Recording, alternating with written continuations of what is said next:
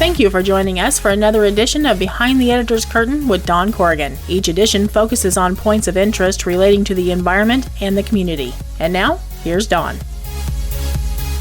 Today we're talking to Tim Christian of St. Louis for Safe Trains.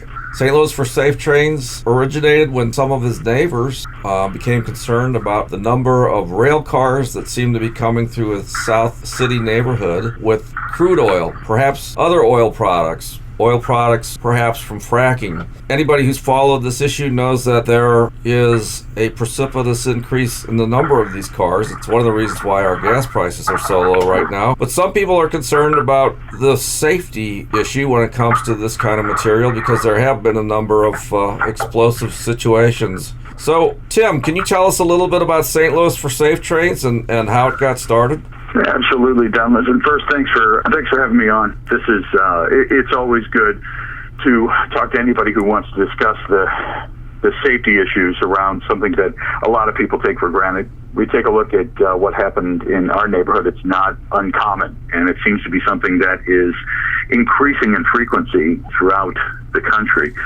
We're talking about rail lines that go through residential areas, and these are rail lines. A lot of them are legacy lines that have been around for years and years and years, decades, and they're originally designed to handle the things that you and I would associate with rail.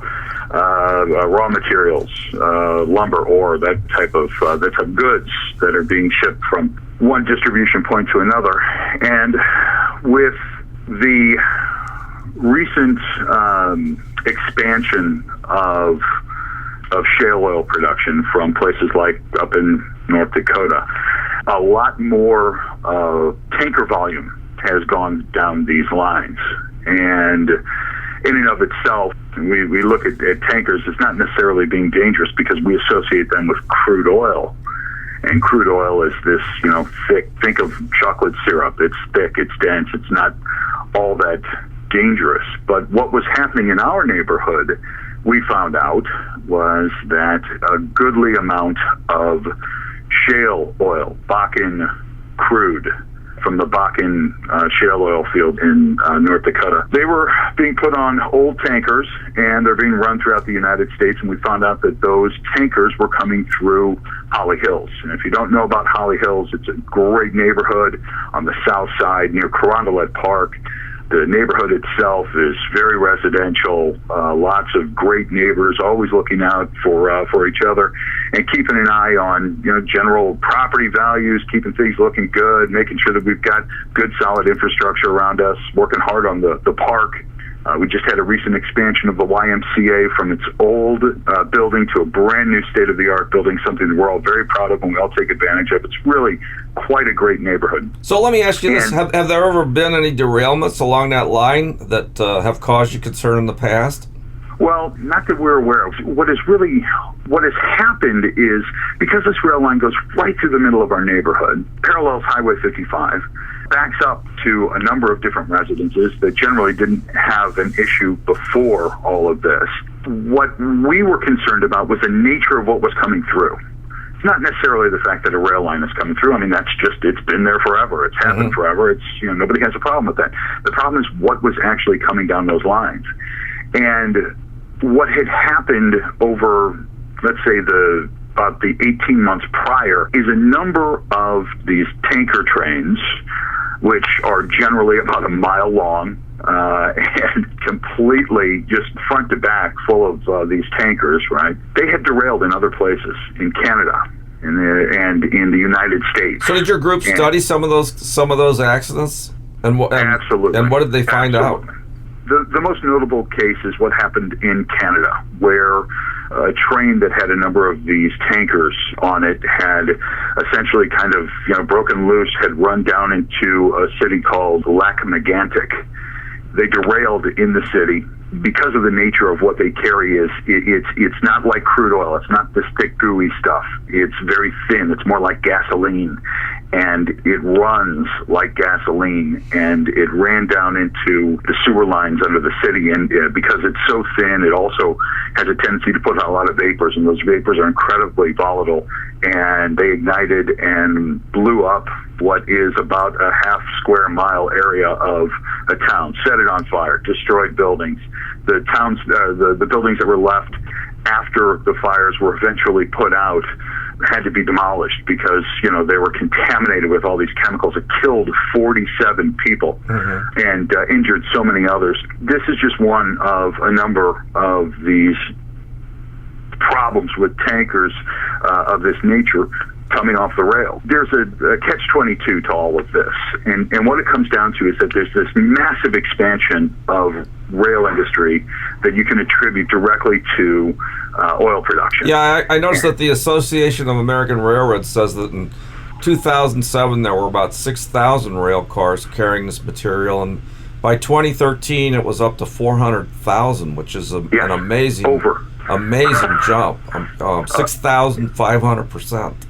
Absolutely. Just a massive expansion. So with that many more tankers on the line, you could assume that you'll see an increase in the number of problems, and the number of derailments, right? I know that some environmentalists have called the old cars that they've brought into service for this Pepsi cans on wheels.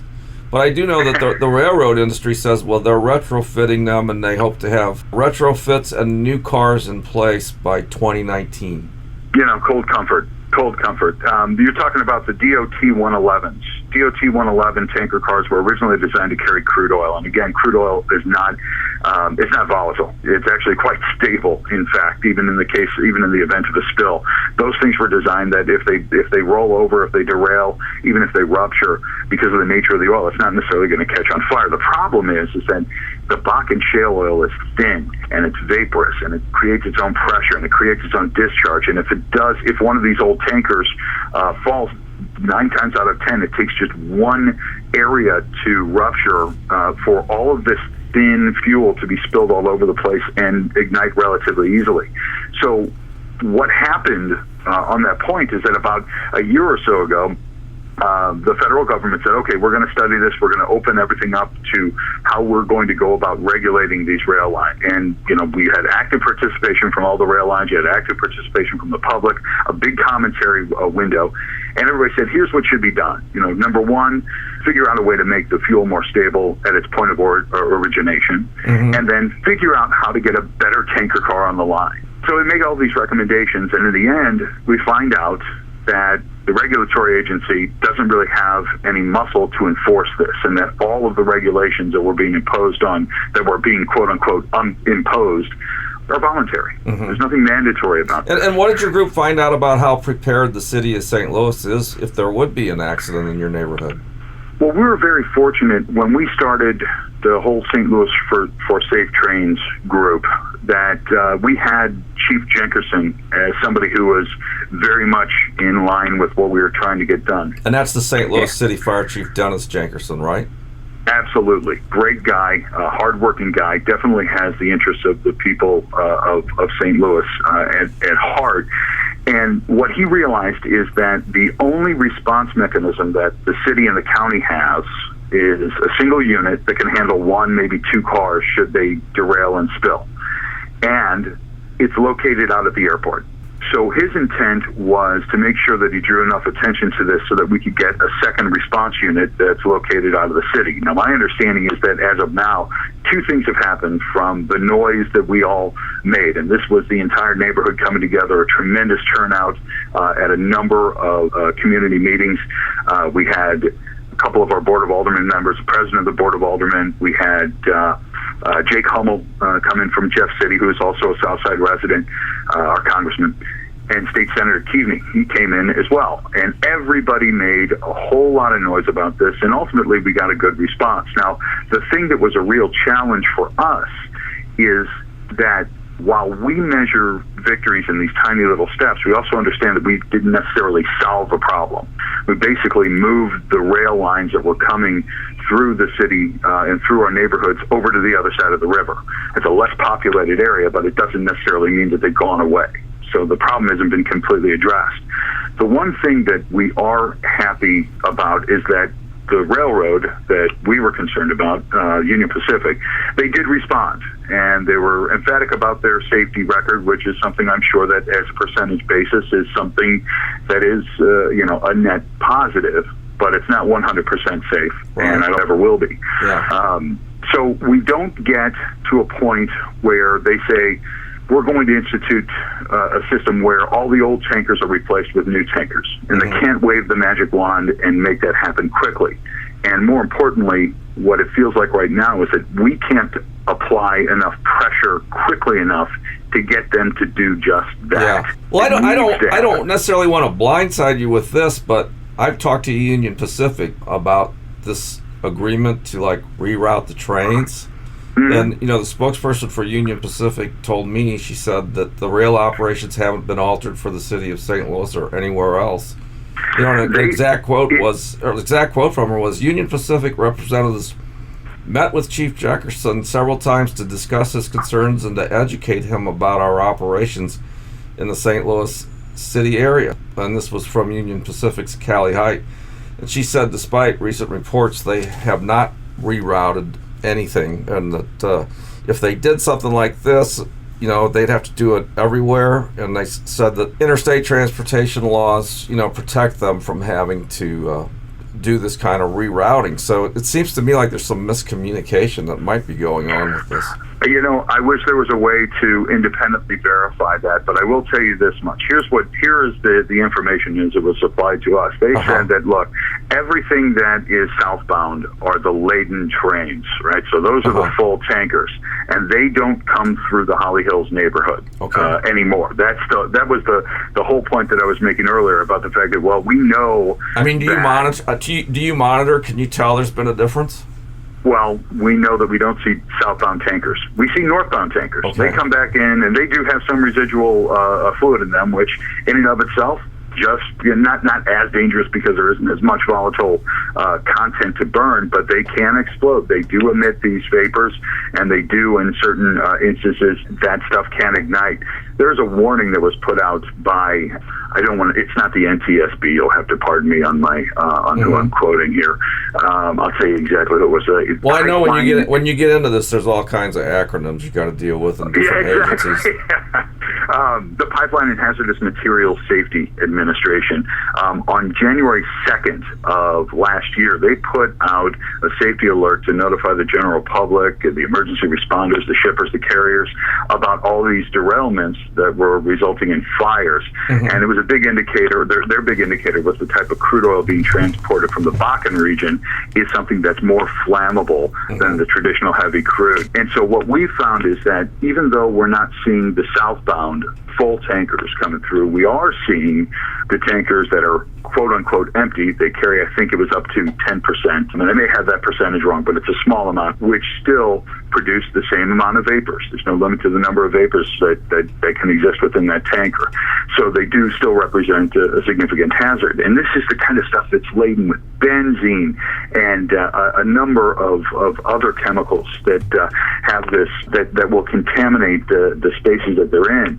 So yeah, we're still concerned. We're not as concerned as we were when mile-long trains were coming through the neighborhood. Now, let me ask you this. I know there's been concerns raised since it started in Holly Hills, in Webster Groves and Kirkwood, where Union Pacific and the Santa Fe, tracks go through, and so they're concerned. Can they join your organization? Is there a way for them to be part of St. Louis for Safe Trains? Since I guess you have mutual concerns here. We all have news. Yeah, absolutely. I think that this is what happened early on is we formed this group, and we found out that, or we were informed that we had achieved what it is that we wanted to achieve, which was essentially to address this one problem. Now, once we were informed that these rail line runs were being were moved over to the other side of the river, we essentially didn't know what else there was that we could do, and so the only thing that we can do is pay attention and try to inform people to this as a larger issue. What we have done, what a lot of people have done, moved over into the bomb trains group, which takes a look at this from a national perspective and takes a look at all of the states that are being impacted by this. That's something that we're very happy to say that we've raised enough awareness so that people are getting engaged in this as an issue. Is there a way that concerned citizens in the area can reach you, or to reach a website perhaps that you have for St. Louis for Safe Trains? We're in the process of rebuilding the St. Louis for Safe Trains website right now. When that goes up, we will have contact there. stlouisforsafetrains.org is the URL. We're expecting that URL to be live in a matter of a week or so. And that's one of the catch-22s when you're doing a lot of this stuff on your own. We can't call up the team and say, have that ready to go in 24 hours. Sure. We have had a group of people that have been organizing via Facebook, so we can thank Facebook for the opportunity to be able to do something like that. And we, of course, are making noise in the Twitter sphere as well. Well, I know you do have some local state legislators that are concerned about it and are looking at it. I know when I wrote a story about it for the Webster-Kirkwood Times and my newspaper group, one thing that we got some letters on, they said, well, this is what your environmentalists have left you with. They attacked the Keystone Pipeline and they killed it, and that would have been a lot safer, and so you environmental types need to live with these tanker cars now. How do you respond to that kind of Well, somebody's always going to take an opposing viewpoint, and they'll have that exact same viewpoint up until something blows up a quarter of a mile away from their house. This is something where if you want to break it down, the pipelines are just as volatile. They leak, they explode, they contaminate areas. The tanker cars, very simple solution is to get them up to date, make the steel hulls thicker, make them safer to transport this volatile material through any neighborhood. Mm-hmm. And ultimately, if you look at all of the entirety of the network where this is being distributed, one of these rail lines and one of these tankers will go through an area that will touch as many as 25 million people in the United States. So 25 million people are at risk of having something like this blow up. And if you've ever seen footage of one of these things on fire, it produces a mushroom cloud. It goes up into the air. The footage of the Canadian accident is like the apocalypse. Well, absolutely. And it burned for days. If people, there are a number of people that are going to attack the whole idea of environmentalism, and we don't look at it as just that. Of course, we all have an interest in making sure that we've got a clean environment. Of course, nobody wants to have contaminated water or neighborhoods blown up. But the biggest thing is that you're talking about something that goes through a residential neighborhood. You're talking about something that goes near businesses, and you're talking about something that has a direct and catastrophic impact on people just living their lives. You have no idea when one of these things is coming through your neighborhood and can take out, an area, let's say, about 100 yards in either direction of the railroad track. And that's just from the impact of the explosion. Yeah, this issue was brought to my attention by Mayor Jerry Welch of Webster Groves, and she's concerned that they've been parked on some sidings in Webster Groves, and she said, well, she can't understand why this material can't be shipped through more rural areas, because she says, there are tracks in rural areas, but the railroads always respond that the urban areas where we have the safest track and where we're doing maintenance all the time. So it seems like it's a catch-22 situation. Absolutely. From a business perspective, you could take a look at railroads and say, this is ultimately, they do a great job of adhering to safety standards. But by the same token, everything is safe until it's not, right? If one of these things goes up, it has a devastating impact. And there's so they may be safe 99.9% of the time, but if they're not addressing a fundamental design flaw from an outdated transportation system, and I'm not talking about the rail lines, I'm talking about the tanker cars, the DOT 111s, if they're not addressing that quickly enough, well, then essentially they're setting themselves up for their own failure. So, and just like everybody likes to scream about terrorism, it only has to happen once, mm-hmm. right, for it to have an impact on everybody. If you take a look at cities like Philadelphia, they acted. If you look at other areas in the country, they acted, and a lot of people just said, look, you've got to get to a point where people are not being threatened by something as volatile and something that is able to be fixed. Look at the railroad lines, have a lot of respect for them. They keep the infrastructure of our country moving along. Nothing but respect for what they have to do. However, there's absolutely nothing preventing an organization that expanded by 4,100% over the last 5 years to invest in new tanker cars. The upgrades, they may take a look at this as, will cripple our business. Well, it will do a lot more to the people that'll be affected by an exploding tanker car. So, the catch-22 is more on the why aren't you acting more quickly than on the people that are making noise. Okay. Well, we're going to wrap things up here, but I think it's interesting that your group's been around for a while and they plan a website, and you're also inviting people to check you guys out and join down the road. Is that not correct? Absolutely, Don. The second that that's live, we'll make sure that everybody knows about it, because we certainly want to make sure that people in the community who want to get engaged in this as an issue can get engaged in this as an issue. If we can provide the tools to help them do it, we're more than happy to be that group. Okay, well, thanks a lot, Tim Christian with St. Louis for Safe Trains. Enjoyed talking with you, and I'm sure we'll be talking about this issue down the road, because all my sources in putting this story together say that America's energy boom is here to stay. And so that may be one reason why they're refitting and retooling these cars and all the way through 2019, 2020. So thanks again, Tim. I appreciate your time. Absolutely, Don. This is Don Corrigan for Environmental Echo. I hope you enjoyed our interview today. Have a good green day, folks.